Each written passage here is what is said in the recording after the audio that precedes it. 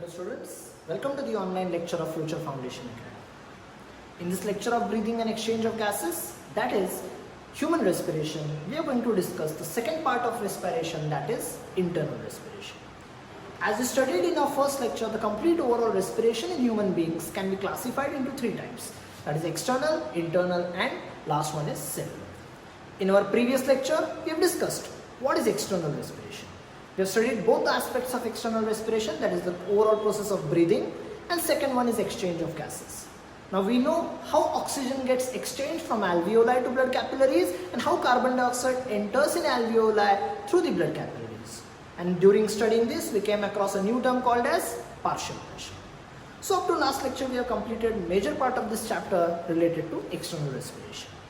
Today we are going to start internal respiration. But before starting internal respiration, we should know what is actually internal respiration. क्या है internal respiration? See, हमने ये पूरा study किया कि breathing करते वक्त ऑक्सीजन अंदर जाएगा, बाहर आते वक्त कार्बन डाइऑक्साइड बाहर आएगा. This oxygen, carbon dioxide, they go or they exchange in the lung. So starting from breathing to exchange of gases, it came under external respiration. Now this oxygen is present in the blood capillaries near the alveoli. The journey of internal respiration starts from here. जो alveoli के बाजू में जो blood vessels है वहाँ पे जो oxygen है, अब ये ऑक्सीजन ट्रांसपोर्ट होगा अपने बॉडी के हर एक टिश्यू को और इस टिश्यू से कार्बन डाइऑक्साइड कलेक्ट होगा और वापस आएगा अपने कैपिलरीज के तरफ जहाँ पे एल्वियोलाई प्रेजेंट है. So basically transportation of oxygen from lungs to each and every tissue and transportation of carbon dioxide from each and every tissue back to the lungs. This journey will come under internal respiration. Means in simple language we can say this internal respiration includes transportation of oxygen and transportation of carbon dioxide. Same thing which I mentioned here. It includes transportation of oxygen and transportation of carbon dioxide. So in today's lecture, first we will discuss about transportation of oxygen. It will take nearly 2 lectures to complete transportation of oxygen. Today we will study mechanism and in next lecture we are going to study hemoglobin oxygen curve, which is a very important part in this chapter. So transportation of oxygen. See, whatever oxygen is present in our body, it is present in 2 different ways, or I can say it is transported by 2 different mechanisms. In chapter of circulation, we have studied plasma. Out of the total oxygen, nearly 3% of oxygen is dissolved in plasma and it is transported in the body with the help of plasma through the blood. Oxygen तो blood से ही transport होगा, पर blood में भी 3% oxygen कहाँ होने वाला है? That will be present in the plasma. And remaining 97% oxygen is transported with the help of hemoglobin present on the RBC. So total oxygen transportation is divided into 2 parts. One part is transportation of oxygen with the help of plasma because 3% of oxygen is dissolved in the plasma and remaining 97% of oxygen is transported throughout the body with the help of hemoglobin present on the RBC. Now see students, we have already studied human respiratory system. We know nasal chamber, oral cavity, larynx, pharynx, everything. When the bronchi divides, it enters in lungs, primary bronchiole, secondary bronchiole, tertiary bronchiole, terminal bronchioles, and finally it will lead to the alveoli. Same alveoli I am drawing here. This part we have already studied in the previous lectures. Whenever we breathe in the oxygen-rich air, which I have shown here in red color, it will come into the alveoli. We know the difference between the partial pressure of oxygen present in the alveoli and blood capillaries, due to which oxygen-rich air will enter in the, or I can say oxygen will enter in the blood capillaries. At the same time, the carbon dioxide from these blood capillaries will exit and it will be held during exhalation. So this process we have already studied in previous lecture with the help of partial pressure. Let us have a look at respiratory system along with circulatory system. Our heart is main pumping organ which is responsible for this transportation. The overall circulation between heart and lung is called as pulmonary circulation, which I have shown here, and the circulation between heart and body is called as systemic circulation, which I have shown here. This diagram is representing both this circulation and this detailed circulation we have already studied in the chapter of circulation, that is body fluids and circulation. Now see, the complete deoxygenated blood is going towards the lungs from heart. We know the 4 chambers of heart. right atrium, right atrium, right ventricle, left atrium, left ventricle. We know right side of heart has deoxygenated blood and left side of heart has oxygenated. Whenever the right ventricle pumps, the deoxygenated blood from the heart goes to the lungs for further oxygenation. So this pipe, that is pulmonary artery, will further enter in lung, it will divide and form the capillary, and this capillary which is going around the alveoli, it will have blood which is having more carbon dioxide and less oxygen, hence this blood is called as deoxygenated blood. Then exchange of gases will take place, which we have studied in previous lecture, and it will carry now oxygenated blood, which I have shown in red color.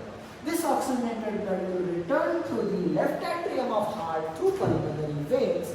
This part is known as pulmonary respiration, and this side has oxygen.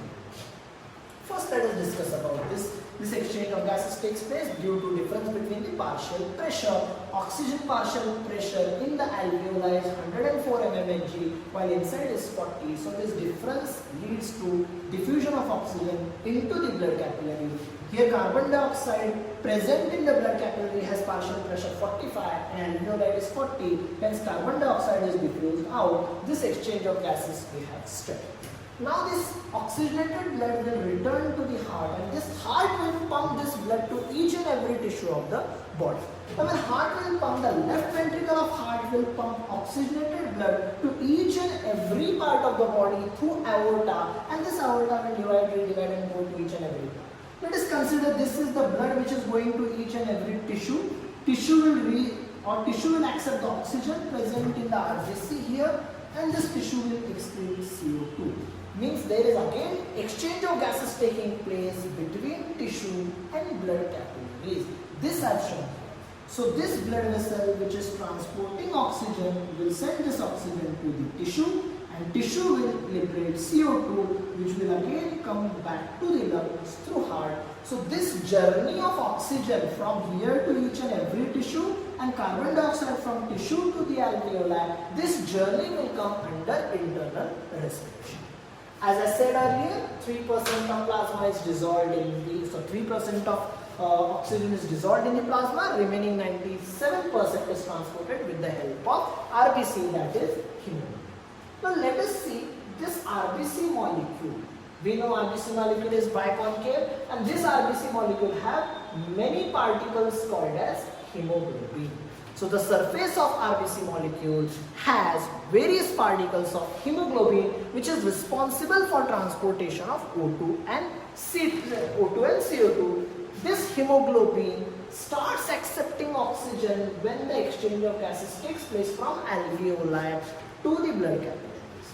Hemoglobin is a very proteinous structure, I can say. Hemoglobin is made up of proteins. It is made up of 4 chains of globin proteins. It is made up of globin protein. These 4 chains I am representing here, and each chain has a free Fe++ ion. Means I can say hemoglobin has 4 iron ions. In short, it has 4 different valencies which can accept oxygen. Now, this structure, before accepting oxygen, we can call it as deoxyhemoglobin, and it is a tight structure. It is not that stable, it is a tight structure. This oxygen, hemoglobin molecule, absorbs oxygen as soon as it is entering in alveoli.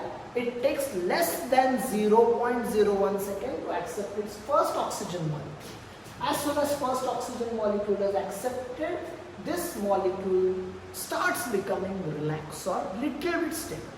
Again, second oxygen molecule will be added. Here 2 oxygen are added.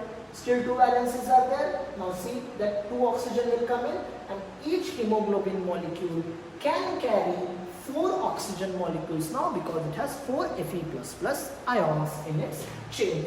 This absorption of oxygen, the initial structure of hemoglobin was tight.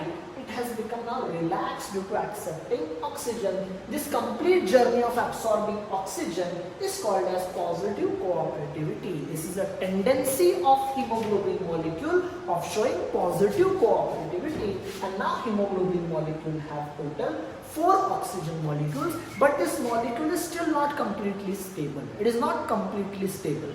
अगर ये stable हो जाता तो वो oxygen छोड़ता ही नहीं, वो as it is रह जाता. इसको ऑक्सीजन जाके हर किसी को डिस्ट्रीब्यूट करना है, हर टिश्यू को देना है. दैट्स व्हाई ये अभी भी पूरी तरह से स्टेबल है. This complete journey I can show in a reaction. You can see hemoglobin can combine with 4 oxygen molecule and it will form a structure called as oxyhemoglobin. Suppose these 4 oxygen molecules are not there, without oxygen molecule this hemoglobin is called as deoxyhemoglobin. Deoxyhemoglobin is a tight structure whereas oxyhemoglobin is a relaxed structure but not completely stable structure. I'll tell you a simple theory how this oxygen is distributed, but this we are going to discuss in Bohr's theory also, that is hemoglobin oxygen curve also. Suppose now in this season we know everyone of us we like mango. Suppose I send you in a room, मैं आपको कहता हूँ कि एक room में जाओ, वहाँ बहुत सारे मैंगोज रखे हुए हैं और आपको बस 4 मैंगो ही उठाने हैं. या किसी छोटे बच्चे को मैं कहूँगा कि उस रूम में बहुत सारे चॉकलेट्स रखे हैं, जाके तुझे चाहिए उतने 2-4 चॉकलेट ले. अगर छोटा बच्चा उस रूम में जाएगा वो कभी भी 2 या 4 चॉकलेट नहीं लेगा, वो मैक्सिमम चॉकलेट्स लेने की कोशिश करेगा. As we everyone like mango will try to grab maximum mangoes. समझो हीमोग्लोबिन वो छोटा बच्चा है एंड ऑक्सीजन सारे चॉकलेट्स. मैं हीमोग्लोबिन हूँ, मैं छोटा बच्चा हूँ, मैं जा रहा हूँ, बहुत सारे मैंने चॉकलेट हाथ में उठाए. अब जैसे मैं बहुत सारे चॉकलेट लेके आगे चलने लगूंगा तो बहुत सारे चॉकलेट में सीधे से संभाल नहीं पाऊंगा. It is difficult to handle all that because I'm carrying more than my capacity. और जब मैं आगे जाऊंगा एक आधा चॉकलेट साइड में गिरेगा, दूसरा चॉकलेट साइड में गिरेगा. Same thing happens when this hemoglobin carries 4 oxygen molecule. It is difficult for this hemoglobin to carry that maximum. Hence the saturation is never 100%. Now what is saturation and what is partial pressure we know, but what is saturation that we'll discuss in next lecture. जब hemoglobin बहुत सारे oxygen लेके जा रहा होता है, it is unstable, वो पूरे ऑक्सीजन से एक साथ कैरी नहीं कर पाता और एक एक ऑक्सीजन साइड में गिरने शुरू होगा. And that oxygen which is going out is accepted by the tissue and transportation of oxygen is completed. So in simple way this hemoglobin is converted into oxyhemoglobin, but when it travels it can easily dissociate again and hemoglobin gets separated, oxygen gets separated. So oxyhemoglobin is not that stable structure. But oxyhemoglobin is helping to transport oxygen from blood capillaries near the alveoli, or can say from alveoli to each and every tissue, and it has high dissociation value, it can easily dissociate. So in this lecture we have just studied how oxygen is transporting, what is structure of hemoglobin and how it carries oxygen. Remember this word, positive cooperative. In next lecture we will discuss the hemoglobin oxygen curve. During that, you will easily understand why oxygen is transported and how it is transported to each and every tissue. Thank you.